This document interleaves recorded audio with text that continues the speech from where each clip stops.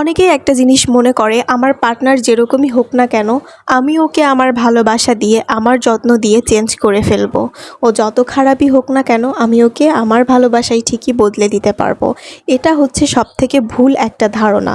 মানুষকে কখনো পরিবর্তন করা যায় না যদি না সে নিজে নিজে পরিবর্তন হয়। আপনি কাউকে ভালোবেসে বুঝিয়ে আদর করে যত্ন করে কখনোই পরিবর্তন করতে পারবেন না।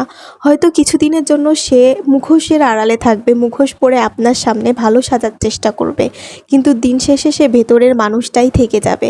আর যখন আপনি এটা বুঝতে পারবেন তখন অনেক বেশি দেরি হয়ে যাবে, অনেক বড় ঝাটকা খাবেন, তখন সেখান থেকে ফিরে আসতে পারবেন না। আর ফিরে আসলেও আপনার জীবনের সব কিছু এলোমেলো হয়ে যাবে, সব কিছু ভেঙে নষ্ট হয়ে যাবে। তখন মনে হবে এত বড় ভুলটা আমি কেন করলাম।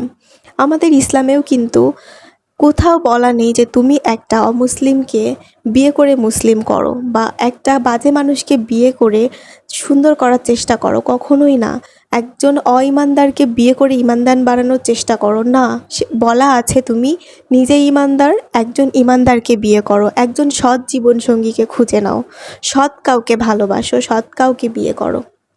তাই এরকম উল্টাপাল্টা সিনেমার মতো ভাববেন না। জীবনটা কখনো সিনেমা নয় যে আপনি তাকে ভালোবেসে চেঞ্জ করবেন।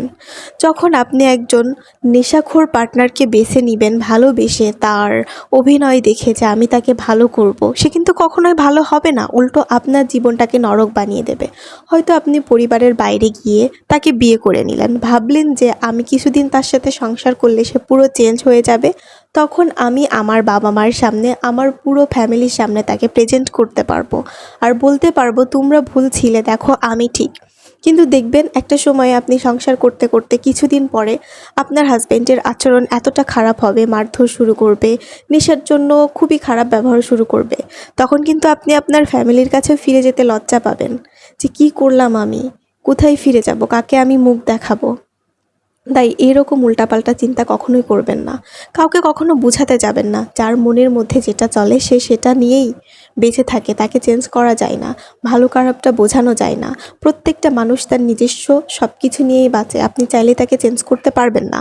যে যেটা বোঝে তার বুঝটাকে আপনি চেঞ্জ করতে পারবেন না। আপনি যদি তাকে খুব সুন্দরভাবেও বোঝান তাহলে কিন্তু সে বুঝবে না। সে বলবে না আমি বুঝেছি, তুমি যেটা বলেছো আমি বুঝেছি, কিন্তু সে মনে মনে যেটা বুঝবে, মনে মনে যেটা ভাববে সেটাই করবে। কাউকে দিয়ে জোর করিয়ে কখনো কিছু করা যায় না, মনের উপর কখনো জোর চলে না।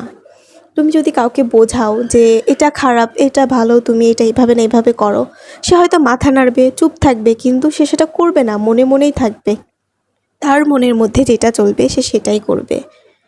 কেউ যদি ভুল করে দেখবা যে সে কিন্তু স্বীকার করে না যে আমি ভুল করেছি, কারণ সে মনে করে সে ঠিক, সে যেটাই করবে সে সেটাই ঠিক। তুমি যদি তার ভুলটা হাতে ধরিয়েও দেখিয়ে দাও তারপরেও সে সেটা বিশ্বাস করবে না বা ভুলটা শুধরানোরও চেষ্টা করবে না, কারণ মানুষ নিজেকে যেরকমটা ভাবে, নিজের মনের মধ্যে যেটা পোষণ করে সেটা সে কখনো ঝেড়ে ফেলতে পারে না।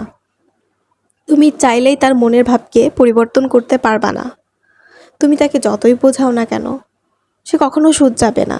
এই জন্য যে বোঝে, যার মেন্টালিটি তোমার সাথে ম্যাচ হয়, যাকে তুমি মন খুলে সব কিছু বলতে পারবে, তাকেই জীবনসঙ্গী হিসেবে চুজ করো, তাহলে জীবনে অনেক সুখী থাকবে।